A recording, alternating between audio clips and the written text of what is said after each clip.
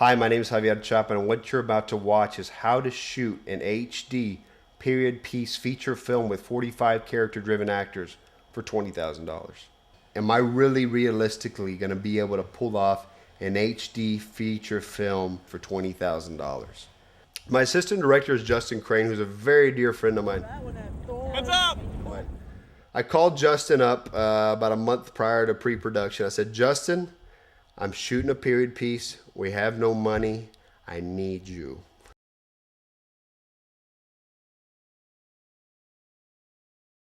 And Justin's great. Yeah, of course, he jumped at it and he said, "Man, let's go, let's work." He's the kind of guy that's loyal, dear friend of mine, one of my best friends, and who just wants to really work on films. All right, come on, let's do this. Justin has an amazing personality. He's witty, he's funny, and you need that lightheartedness on set. I puked. Why did you puke? Burger and coffee, How did it taste?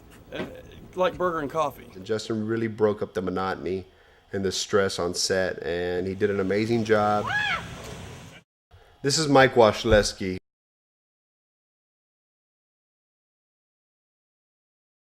My fabulous director of photography who made the visual of this film possible.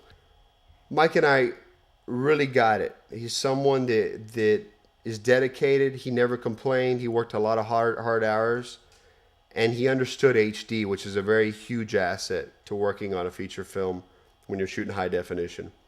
HD can be a monster to deal with if you don't understand it, lighting it, learning how to frame it, and so forth. It can become a technology that you really have to understand. And Mike Washleski did an amazing job on this film. So basically, you're looking at the motion and the whole scene. What I'm getting from the actors. What you're getting from the actors, okay? And it's his job to make sure he frames it right, so you don't have to worry about Exactly. getting okay. Which he always does. Right. So my job's not that difficult. There you go. So it's actually really the AD that's carrying the film. Absolutely. Right. I am the sound recordist or sound mixer, and I'm responsible for everything you hear on the movie.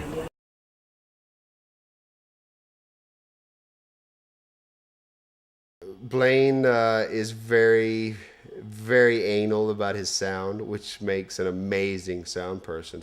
I do not know what this prick's problem is. He's completely blowing our audio. If you don't have clean sound, you don't have a good picture. And Blaine gave us very clean sound. He's very professional, and I'm very grateful that he allowed me the opportunity to use his equipment for the budget that we were working on, and that really made a difference in this film. Mauro Verdial, Hey, my job here's this location master for this movie scene.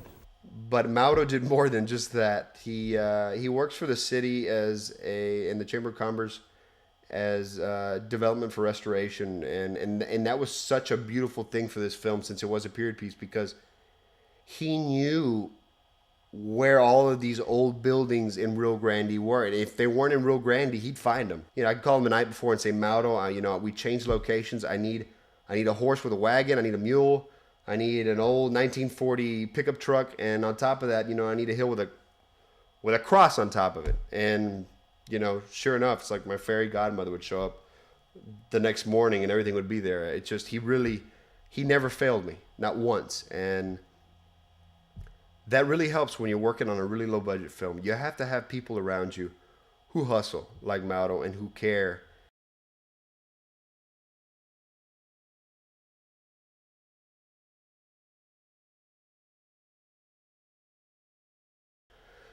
I really like the terrain there.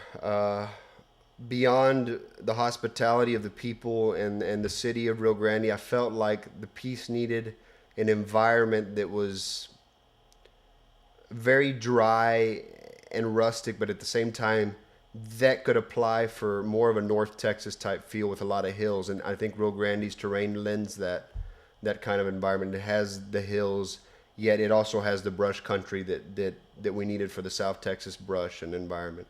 The city of Rio Grande had like a tiny Universal Studios. They had this one area where they had restored this whole entire square of buildings. So we were fortunate. Of course, like I said, the city provided us with any location we wanted. The city had almost any location that I wanted, they had it, as far as historically based locations were concerned.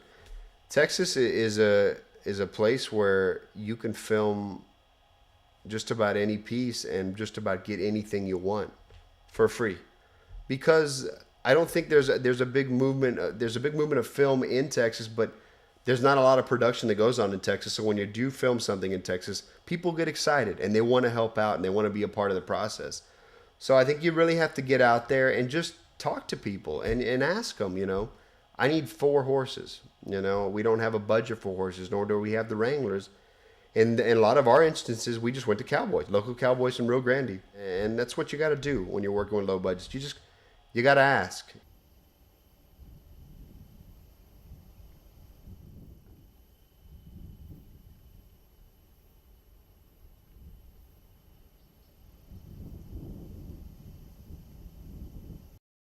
I wanted the Wilkins estate to be very, very empowering, even more empowering than Don Alberto's home. And my aunt had mentioned to me that, the Sherry Mansion might be a good place to check out. So I went and I looked at it and I said, this is it. It was perfect.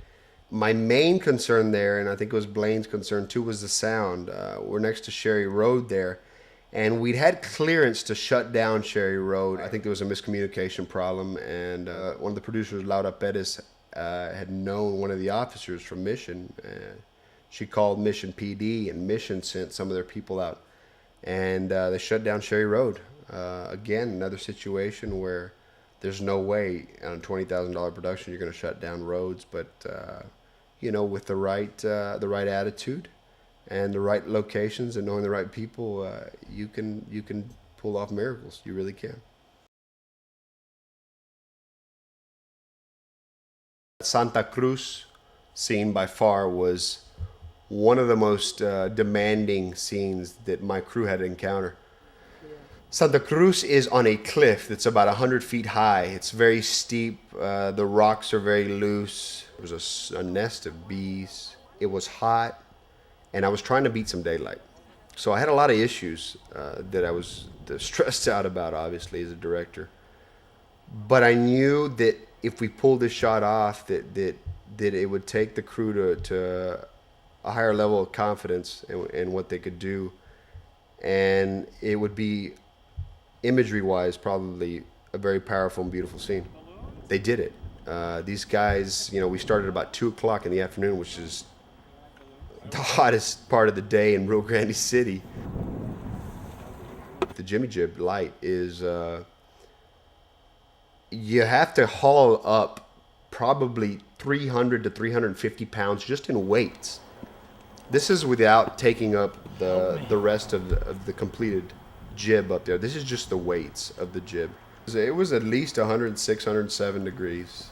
And like I said, the conditions were treacherous. I mean, they were steep. I was nervous. I remember Justin climbing over the side of these cliffs just to get cables across down to the bottom. Of course, I'm out there, biting my nails off.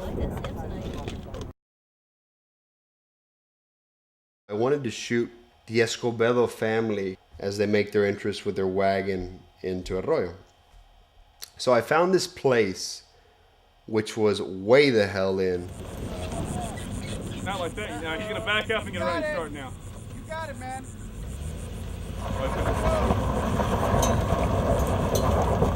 Well, that wasn't very exciting, was it? Beautiful ranch in Rio Grande. Friend of Mauro's, he allowed us to shoot there, and I was very, very fortunate that he did, because it ended up being perfect. But it was difficult to get the crew back there, because like I said, we're dealing with about 35-man crew. And here we are at the bottom of the hill. Cameras will go to the top of the hill. And here we go. And now. What else are they pulling up here? It is convenient to have these trucks. It's also a very dangerous situation. At least you're insured. Well, trust me, this is very stressful for you. Fucking Ford truck, baby. Ford. There is no substitute. Some of my most stressful situations, I think, on set as a director were when I dealt with animals and children, especially. We had several scenes where JR and his mother and the grandmother were around wagons that were unattended with a mule attached. JR's father, Juan, was a great help. He provided us with the mule. The infamous mule that we used for a lot of the scenes. You can see the mule. We used it for the opening of the movie. We used it for Arroyo, and we also used it when the Escobedos were leaving the Wilkins estate as after Pedro was shot. So I had to get wagon back there. I had to get a mule back there. We have this dolly shot where we're pulling away. We're staying on Nena and Maria, and we're panning up to show Juan and Pedro on the top of the hill calling for him with the baby. So the wagon and the mule was left unattended. Of course, I was at that point pulling my hair out and very nervous. Very nerve-wracking experience dealing with animals and actors. I'm breathing easy now that they're away from the horse. Slaughtering the chicken scene was the first day I had JR and Dominic on set, and I was a little nervous because, you know, you're working with kids that have never worked with each other. They'd met the night before prior. We're gonna be playing with the director a little bit. Just don't tell your mama. Just don't tell your mama.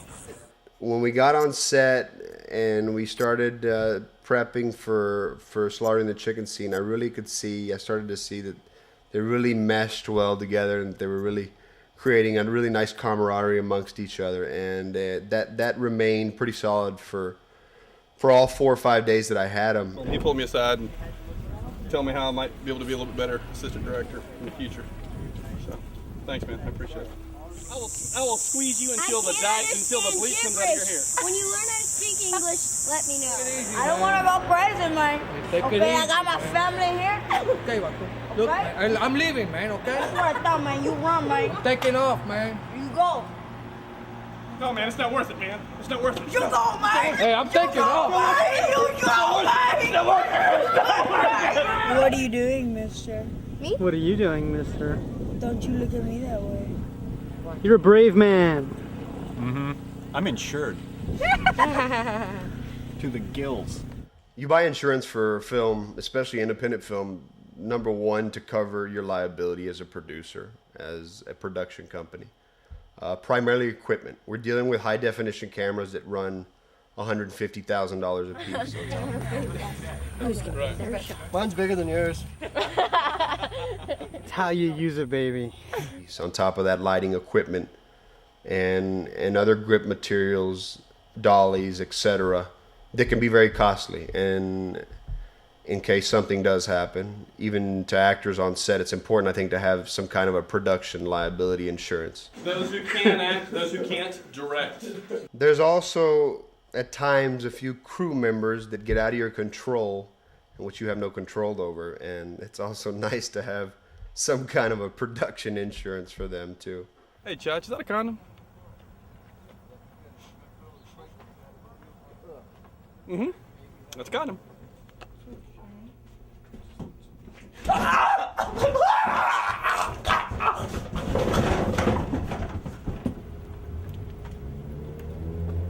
There was a yellow jacket on the talent cup, and I went to get it out of there, and the bee stung me. So it's like injury number 7. I'm averaging 1 a day. So I've just found that the odds are 10 to 1 that I'll be getting hurt today. I know. I think Blaine has the most money riding on it, but so I'm going to avoid him at all costs. I know he'll do anything for $1. Have you ever stepped on an animal? This is a big hospital. Ow!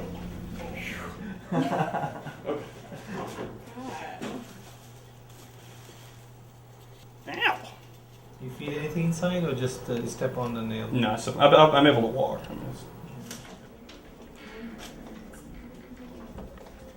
Although this probably wouldn't cover them, you'd have to buy a separate policy for some.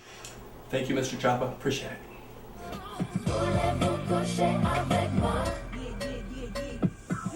Now that's the puncture, but that's not the real pain. The real pain is that bunion. That's what really hurts. That's what hurts like hell. No, I just cramped up. Get him some Gatorade. Shit. That's right. He was also attacked by a bat. Not a baseball bat, but apparently a Mexican fruit bat. On the set of Harvest of Gonads, here we are, getting ready to kill Hispanics, which, from my point of view, I don't really care. I hate them all. I'm Native American. I think we should kill every white guy and every Mexican on this set. I hate it when I burn my nipples. Who wants to put some sunblock on my nipples? Because they get so dark. It's crazy. It's crazy. Badass chicks from the Mulan. So why don't we just go skinny dipping? Oh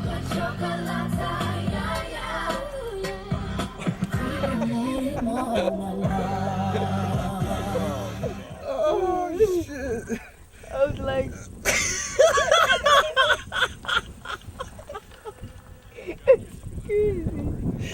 oh god. Oh. So when your mom tells you, you better not fall on your face. Don't worry, Dad, I won't. I needed to fill the funeral, obviously, with a lot of extras, and it was hot, and I knew that. When I woke up, you know, I asked my AD to check the temperature, and I think it was 108. It was insane. So I told the PAs and my assistant Nicole to make sure there was a lot of PD light on set and a lot of wet towels, because I had a feeling, you know, it was going to be a tough day, and it was. Unfortunately, we had a situation where one of the actresses, Lara Perez, fainted on set. We had the actress standing during the procession. She had locked knees, and she had to walk away, and eventually she went down and fainted. And you know, it was stressful. It was scary. It's not fun to have an actor faint on set. Luckily, she was fine, and everything worked out. What I had to do, since I wasn't done filming her, I talked to Justin and I said, I need you to find somebody who's about the same height as Laura, because what we're going to do is replace her. I'm going to have to put a veil over somebody else. So I looked in the distance, and sure enough, I saw my costume designer, Marisa Mares. I ran over to her. I was like, Marisa, I need you to do me a big favor. I need you to dress up in Laura's funeral outfit.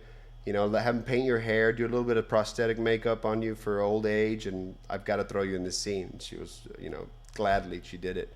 And, you know, it turned out great. We dollied across her face quickly and onto the next character, and it was unnoticeable. It went unnoticed. But you really have to prep for heat. You're working your crew long hours. You're working your actors long hours.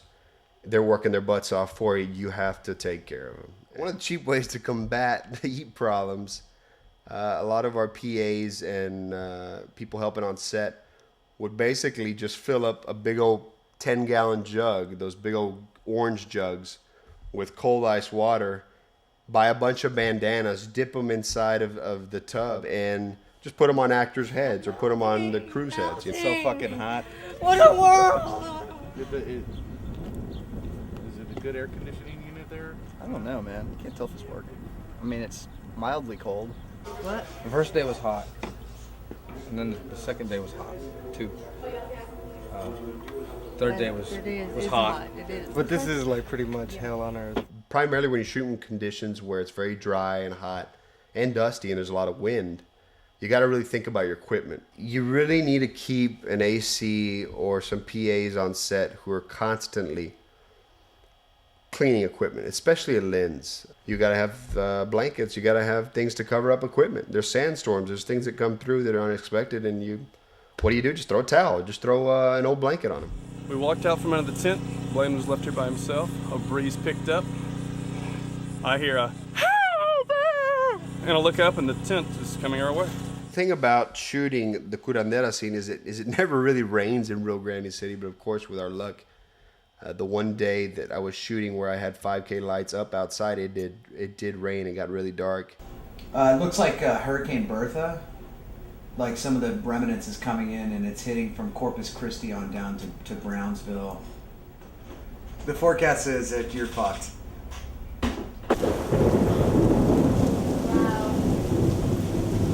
Rio Grande was flooded. I mean, the streets were flooded. The town square was flooded.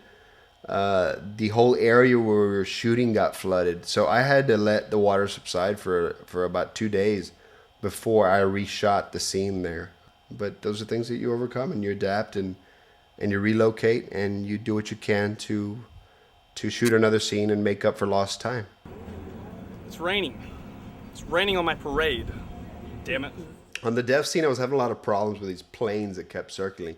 Since we were close to the Mexican border, the border patrol, and this happened more than once, would circle us quite often, try to figure out what the hell was going on. They're getting their thrills off flying over our location. We had the border patrol over there trying to get on the radio, find out who the hell it is. Fucking asshole, man. The plane flying overhead was Customs. The guy that purchased this land's apparently a drug smuggler, and he just got busted. So they were checking out what was going on. It's funny how things always work out last minute when you really need them to.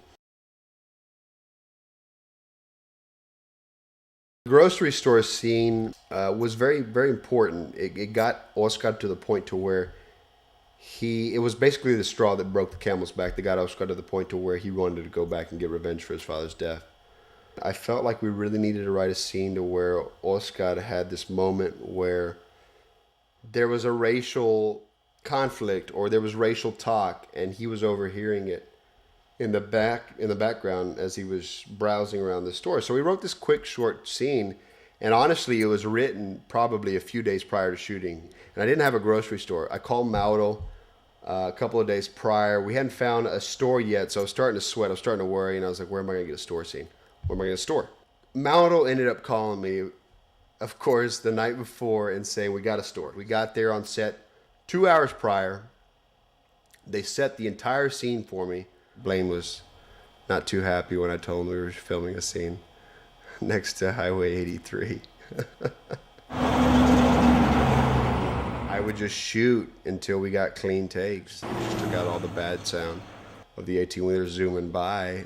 We used Mike, who is my director of photography, and Justin Crane, who is my assistant director for the scene. Right, I hope I can remember it. I wrote it on my hand just in case. Yep. There we go. Give me the Academy Award. Oh shit. I pick up my lines. Come on. Justin played a great asshole. I mean, I really hate to say that. He's a dear friend of mine, but he played asshole really well here. Ain't like we can't get away with murder.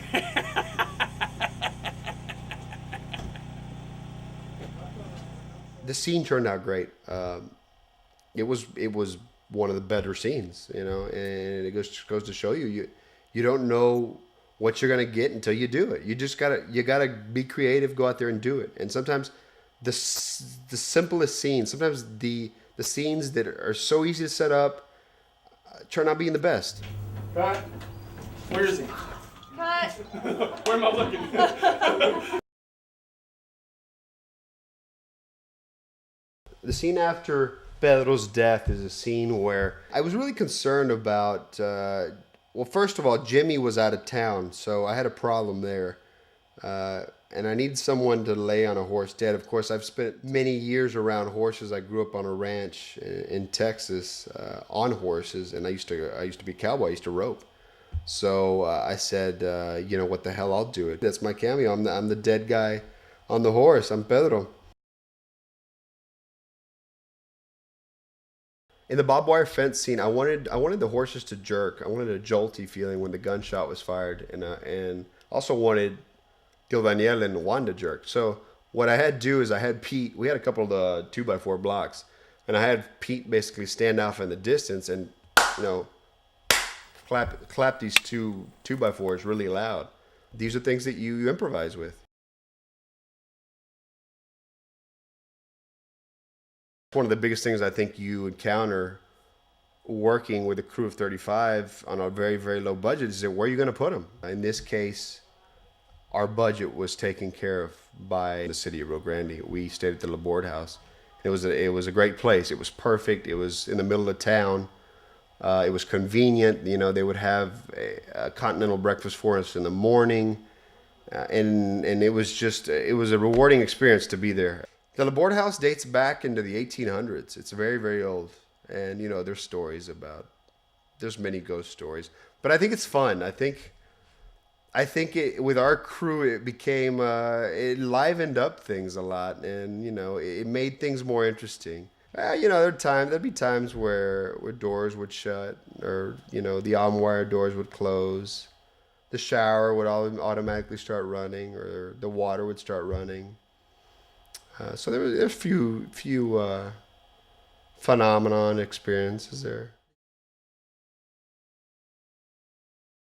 When I first got the script, and after we'd made the revisions, I started to think about production and what format I wanted to shoot, what medium I wanted to shoot this film on.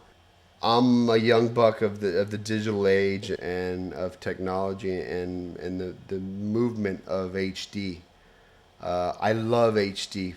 I love the images it produces, and I love the economical feasibilities of shooting HD and the conveniences of shooting HD, and how quickly you can knock out scenes shooting HD. And luckily I met Blaine Gorham of Martini Shot, and he stood by my vision and allowed me to shoot on such a low budget with his equipment, which is very expensive. I understood the conveniences of shooting digital, how easy it was to pull it into my G5 Mac on Final Cut Pro HD and edit a film right in front of you, and then dump into After Effects and do whatever I have to do and burn a DVD on DVD Studio Pro, and there you go, you have your product. I would almost put money on it that a general audience watching a movie will not be able to distinguish between a print of HD and a print of 35 if you use the right filters. That's how strongly I feel about HD. And I think it's a movement it's just starting, and that I think a lot of filmmakers are starting to realize they need to move to. Robert Rodriguez started the movement with George Lucas, and I'm on that bandwagon too. I think it's a format that needs to be shot. It's too feasible, it's too easy, it's too cheap not to shoot HD, and it looks too damn beautiful. I'm sorry, it looks too goddamn good. My big concern was the budget. I thought $20,000, am I really realistically going to be able to pull off an HD feature film period piece with 45 character-driven actors for $20,000? I did. You're obviously dying for footage at this point.